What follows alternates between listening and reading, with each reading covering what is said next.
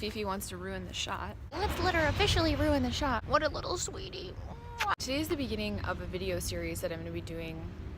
This is part one. I'm going to be explaining family systems to you, abandonment, enmeshment trauma, narcissistic and codependent relationship styles, basically dysfunctional families in general, how they operate, and how it is that someone like yourself gets spit back out into society with a functional or non-functional life. People need to start understanding that dysfunctional families are the norm. Healthy family dynamics are extremely uncommon, unfortunately, due to the level of unconsciousness in our society right now. So the first part in this series is going to be about abandonment trauma and the most common consequence of that, which is what we would call borderline personality disorder. Now, of all of the parts of this video series, this is probably the one that I have the most experience with. Unfortunately, a lot of people out there probably have experience with this as well. I'm going to explain to you what borderline personality traits are and why they manifest as a result of abandonment. So to start off, I want to clarify that abandonment does not necessarily mean that somebody that you were very dependent on in your childhood completely left. It can be a perceived abandonment. It can be something as slight as a parent or caregiver going away for a short period of time suddenly. Again, trauma is extremely subjective, and there is a wide range of circumstances that could cause anyone trauma. You may have abandonment trauma. You may be thinking, I experienced these symptoms of borderline once I started explaining this, yet I don't have any memory of ever being abandoned. And that is because it was probably something that was so subtle that you wouldn't have perceived it as an adult looking back as something that would be cause for someone feeling abandoned. Pardon the move inside.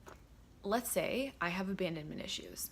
In a law of attraction based universe, I'm going to choose a partner that reflects one of my most repressed aspects. So more than likely, I'm going to choose somebody who represents what abandonment feels like. Not to mention, when you meet somebody and you feel that insatiable attraction to them, not only is it because they represent your most suppressed aspect, but they feel familiar to you. If you grew up and your definition of what being loved is people who are emotionally unavailable, when you run into that as an adult, that's going to feel familiar to you. That's going to feel like what your definition of love is. So that person, you're going to say, I love that person. So to start off with, we're going to go for people who are probably emotionally unavailable, if not physically unavailable. Let's say, for example, somebody who's in the Navy, or somebody who travels for a living or lives in another state, somebody who is emotionally shut down. And even in the best case scenario, let's say where you don't choose somebody who mirrors these qualities, anything that they do has the potential to be a trigger for that abandonment issue. So they may not even be doing something that is like traveling out of the country, but like leaving for work, or maybe they shut the door abruptly, and that's a trigger for you. What will happen is you will get into a relationship with somebody and they will start to trigger this within you. Let's say leaving for work in a rush. You have this feeling within your being coming up of like panic, and you don't know why, or you might get angry. There's lots of different ways that this can manifest, but it's a trigger for you. You may begin to do things that seem irrational. Any perceived threat to the connection that you currently possess with this person is going to send you into a downward fucking spiral, and you're going to desperately cling to anything that will save or maintain that relationship. This is also highly codependent type behavior. Now again, like anything, this is always on a spectrum. So the level of abandonment trauma that you might have may be acute. It might be a little bit less. It's going to be different from person to person, which also means that your responses and reactions to these things may not be a fucking downward spiral, but it might be like, that person doesn't love me because they left early, or a thought or a feeling, and then those types of things will kind of manifest or bubble over into your other interactions with that person. Another reason why I can't just like give you one scenario and say that this is going to be the case in every situation is because we're also dealing with different levels of enmeshment and abandonment trauma. So it becomes very complex. Enmeshment trauma is basically where your personality becomes absorbed by the person that you're relationally dependent on.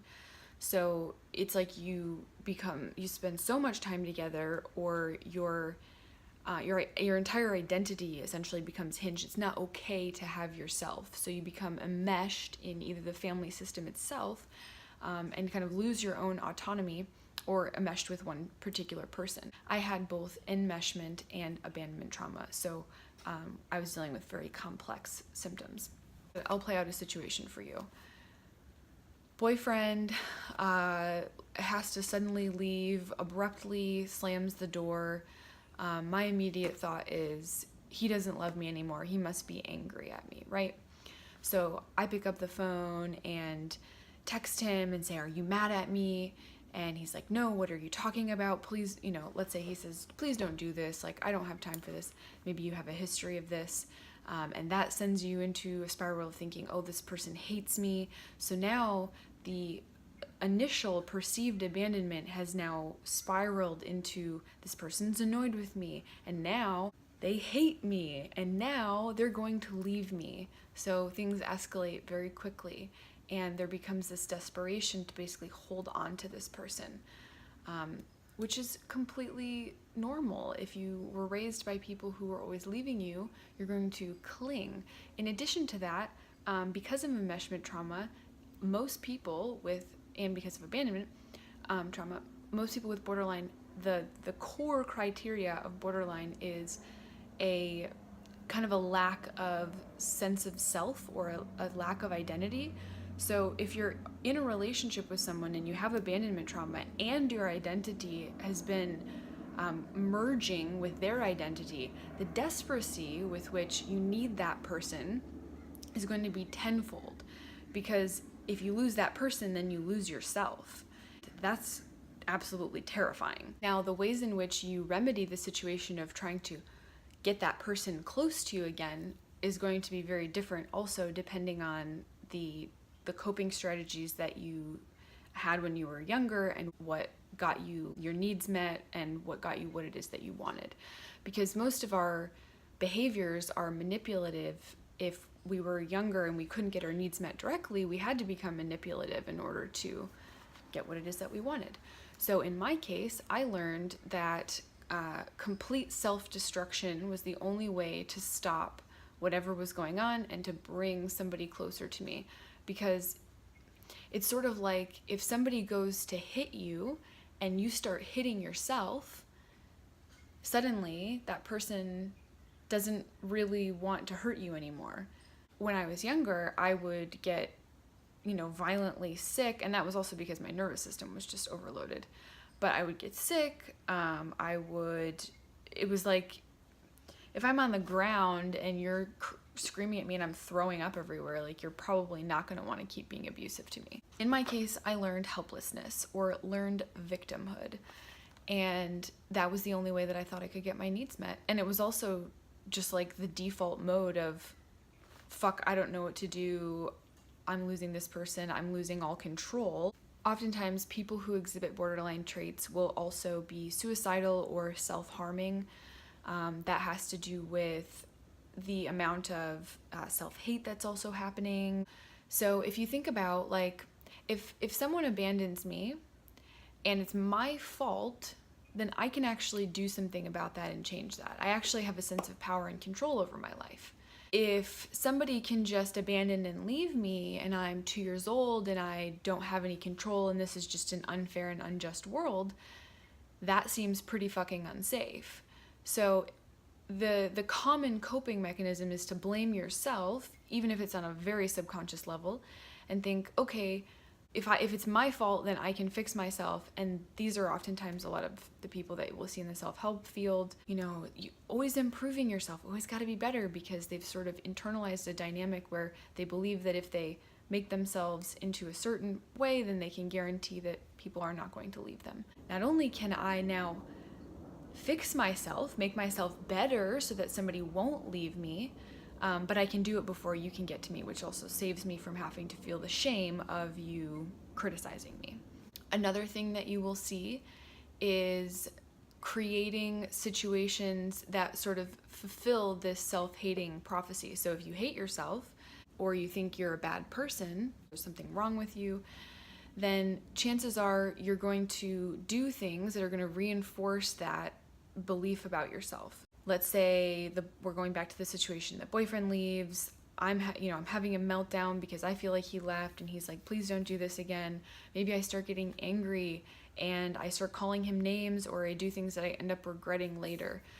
But in the moment, now I'm really going to hate myself. And that's sometimes when you'll see like the self-harming behaviors, because now I feel guilty that I've done this, or, and of course, like, these dynamics can play out in so many different ways, but it's just good to know that, like, whatever the trauma is that you're experiencing specifically, you're going to choose partners that reflect that if you're not conscious about it, and those dynamics are going to continue to play out. And if you're being triggered or you feel a certain way when somebody does something, regardless of whether in reality or to that person they're actually doing that to you, you have to honor and pay attention to your own feelings, because that is your body's way of saying, hey, there's something not right here. And hopefully you're with a supportive enough partner who can realize, I know you're not reacting to me. This is just a response. This is how you have been programmed. If you think about like the internalized dynamic of childhood, if you're growing up with a narcissistic parent who's constantly invalidating your reality, you're going to start doing that to yourself.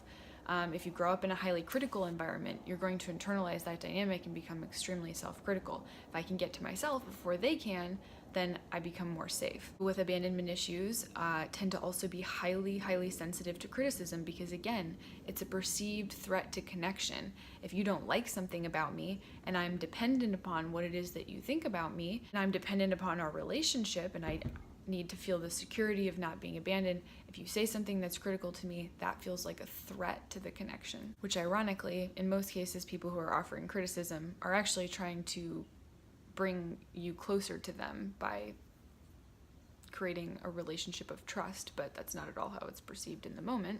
People with borderline traits get a really, really bad rap for being manipulative. They also get a really bad rap for being somebody that psychologists don't want to work with because of the level of complexity and the level of like reactivity that happens, very characterized by like very high intense emotions and then very low intense emotions. That was like a great sound effect.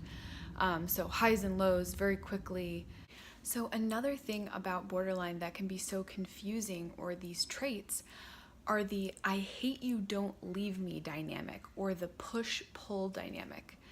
So for somebody who's in a relationship with someone like this, it can be really confusing, because in one moment, the person says nasty, horrible things, these things like I talked about before, which are sort of validating their self-hating concept, allow them to continue this perpetuating cycle of giving themselves a reason as to why they're being abandoned, even if they're not really being abandoned. Side note, if you're a match to somebody who has these traits, somebody who is verbally abusing you, then you need to be doing your own shadow work on why it is that you're a match to that type of dynamic as well. So it goes both ways.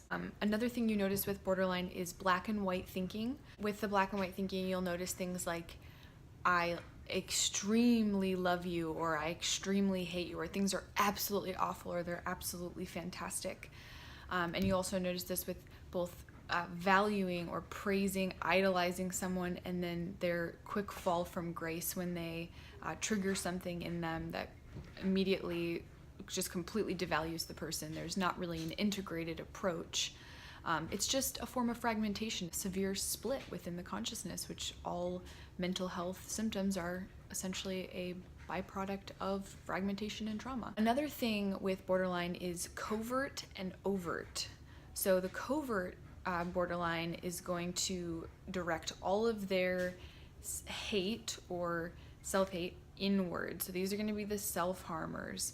The covert are going to be external. So they're going to channel all of this externally. So these are the people that are going to potentially get violent with someone else, screaming, yelling, and then you can also have a combination of both. The styles are developed for different reasons. in different circumstances, just like all coping strategies are. For me, coping with my abandonment issues, honestly, the number one most important thing for me was learning to validate myself. The relationship dynamics that I had, I was seeking a lot of approval outside of myself, all of it mostly. And you'll see that with both narcissistic and codependent relationship styles. Both the narcissistic and the codependent are highly, highly dependent upon what other people think of them. I probably exhibited traits of both of those things. I probably still exhibit traits of both of those things to a certain degree. Learning how to validate what was coming up instead of seeing it as crazy, because I had this dynamic, right, where I was criticizing myself, and I had this protector personality that was saying, why are you reacting this way? This isn't normal for you to behave this way. But this part of me was 5 years old, stuck in time, being abandoned, very real emotional experience. Yet I'm dealing with the present moment and another adult who is not perceiving the situation the way that I'm perceiving it. I had to start actually parenting my own inner children for myself and validating them and saying like, oh, okay, yes, you feel this way right now. That makes sense. It's not irrational for you. You cannot put adult expectations on triggers because triggers are fragmented children, and you cannot put that type of adult expectation on a 5-year-old child. You would not treat a 5-year-old like that in real life. Don't treat your own inner 5-year-old that way, or 7-year-old, or 3-year-old, or however old. You know, I cannot sit here and tell you today that I do not have abandonment trauma still, because I do, and I'm still dealing with the backlash from that to this very day. But learning to validate my own emotions was the most important thing. The next step, I would say, is probably in that healing process is experiencing the opposite of abandonment, which is connection. So finding people that will unconditionally hold space for you, choosing people maybe who are more patient, who are willing to work with your triggers, and also just explaining to your partners or to people in your life what it is that's going on so that they have a better understanding. I know that it can be difficult if you're lashing out at people for them to want to respond in a positive way to you, and I know that can be hard to not be received in a positive way, but it's just part of the process, and we're all just doing the best that we can.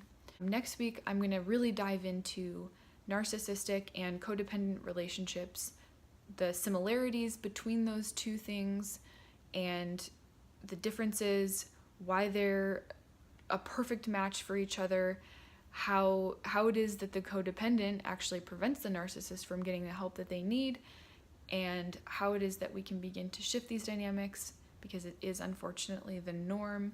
Thank you guys again for joining me, and comment down below if you have any questions. I hope that you have a fantastic day. You're a strong, amazing, infinite being. If you're watching these videos, I know that faux show. And even if you're not, I mean, you are too, obviously. Okay, I'll see you guys next week. Bye.